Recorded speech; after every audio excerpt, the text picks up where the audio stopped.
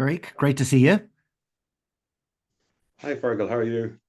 It's very exciting. I have to say, you've got a very exciting trip planned.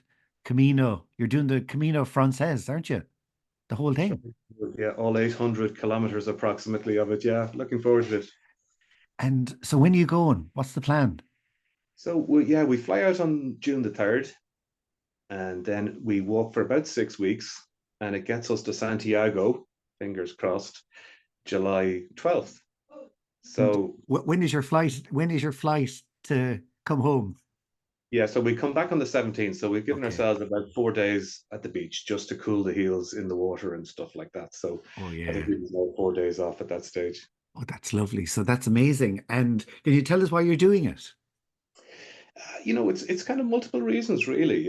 I think I Mm. know a lot of people would maybe uh, set out to do a fundraiser per se. Like I've got a friend doing a cycling thing for a very specific reason, but actually, no.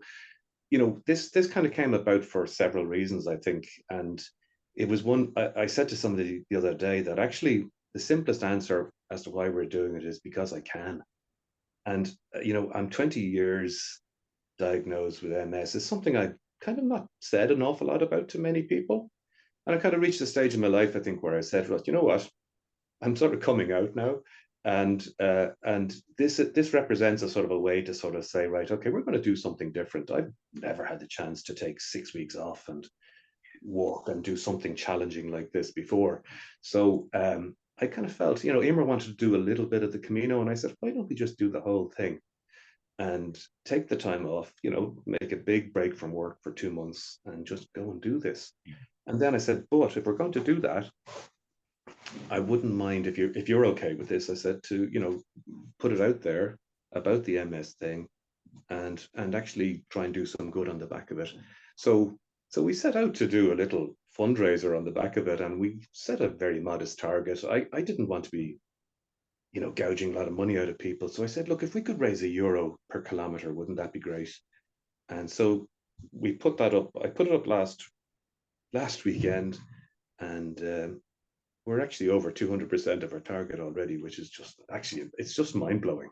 There's people supporting us from left, right, and center. It's unbelievable. It's just funny because I saw the 800 and I was thinking, that was, you could definitely do it higher. And then it was only when I read why you picked that figure, I thought that was lovely, like €1 per kilometer. So I was going, that's a lovely way to do it. And then I saw, yeah, you're way over already, and I'm sure that you will, because it's a lovely thing for people to support. And there's a great tradition. I don't know if you know that, but with MS Ireland, like MS Ireland people involved with MS Ireland and the multiple sclerosis community for many years have been walking on the Camino. So there's a lovely tradition of it. I think so. It kind of resonates. There's something spiritual about it for people. I think, yeah, and it's challenging in many ways. And yeah, I just feel it has that. It's appropriate, isn't it, in a Yeah. way? And I kind of felt one of the things that I just wasn't sure about was the fact that I'm one of those very lucky guys who is I didn't expect to be able to do something like this 20 years on, and the fact that I can, everything is working fine. Like I, I'm I'm blessed, I and know. I think it's a great way to sort of do that, but at the same time maybe just do a little bit of something for somebody else who can't do it. And I'll put a link down below for your Instagram so people will be able to follow your walk, and also the link to the fundraiser if anybody wants to make a contribution. I'll be following it as well. I did a kind of a cheesy best of the Camino a couple of years ago. So I started, you know, Pierre de Port all the way to Santiago, but I just did it over like 12 days. So it was like a highlight. So I'd love to go back because it is just there's something about the Camino because you're walking with like-minded people, I think, who are more open than they maybe are normally, which is a lovely thing, like even I'm still in touch with people that I just met. There's one guy who I just was in a table beside us and got chatting to him, and I'd still be in touch with him now. And we only talked, you know, after the meal one evening. So there's something very special about it. I agree. Yeah, yeah. I'm looking forward to that. I just the opportunity to actually take the time to talk to people. We don't Exactly. get it that much in our humdrum lives, do we? Mm, You know, so isn't it brilliant just to be able to just sort of say, "Wait, okay, do the important stuff now. Actually, stop and talk to somebody." yeah. And actually, I'm just by coincidence, I'm reading Ernest Hemingway's first book at the moment, and just now where I'm at, he's in Pamplona, and that was in the 1920s, but nothing's really changed, which is the amazing thing, you know. He's Well, you know, it's describing quite sitting at a bar in Pamplona, and I was actually sitting at the same bar, you know. So that's what's well, magical about it, the history of the Camino and the towns. It's just yeah. amazing. Well, very good. Great minds think alike. 3 months ago, I actually downloaded the exact same book, Go away. and for the same reason, saying, the sun also rises. Yeah. Hemingway, I said that's set in Pamplona, and I think I had intended to read it many, many moons ago, and then I said, you know what, this is a perfect time to read that, and I did, and Did I you? loved it. Yeah.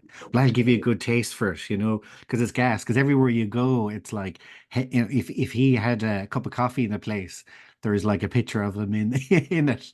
But he captures the magic of it, and you'll see all along. And what's great about the Camino is all along the route, it changes so much. The landscape, the towns, the history. If you're into history as well as walking, that's where it's fantastic.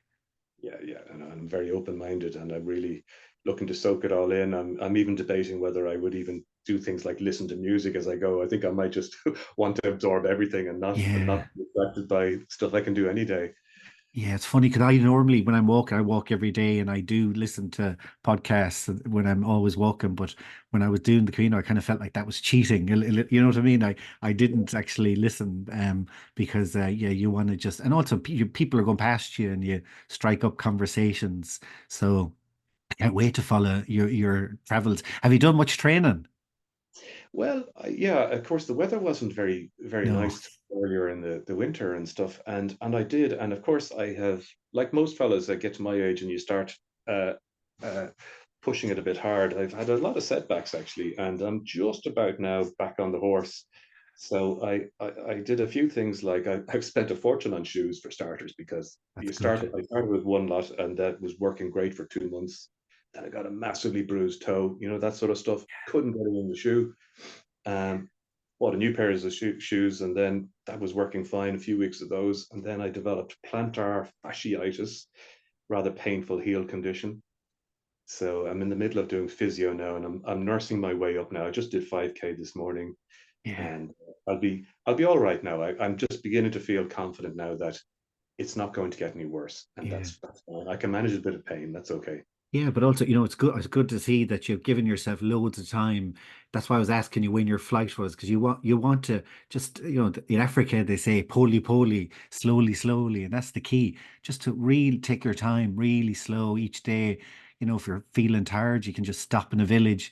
You know, that's good. You have your bag with you, so you can change your plans or take a day off and relax. That's the Yeah, key. I think we're hopeful that we'll be okay in terms of what we because there's two of us going. We didn't want to sort of just go totally on spec. So I spent a lot of time actually just planning every little village along the way where we might stay. Did a lot of research into the hostels and the ones with the best reviews, the worst reviews, and sort of I think we've got a fairly nice mix Yeah, of places that have very good reputation, great, very good positive reviews in the sense that people are saying they really love the people who ran the place, not just the place itself, and things like that. And so, really looking forward to that sort of I know experience as well. I think we found some really nice spots to stay, so I booked those.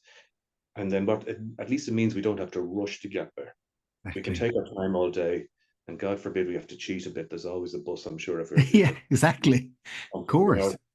who's going to know? I But know. I'd like to do walk every inch of it if I Yeah. can. But my fingers crossed the old heel will behave itself. And you know what? You kind of summed up like the half the beauty of these walks is the anticipation and the planning. And even you were saying before we come on that you were off to do a bit of shopping today, and that's kind of part of the whole fun of it.